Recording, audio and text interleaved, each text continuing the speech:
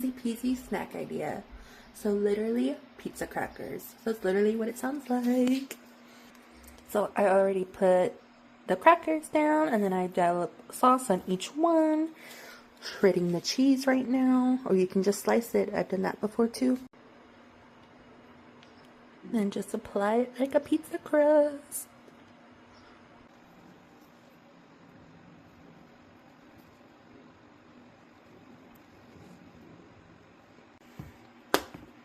I also like to either add garlic powder or garlic salt, depending on what I have on hand. And oregano.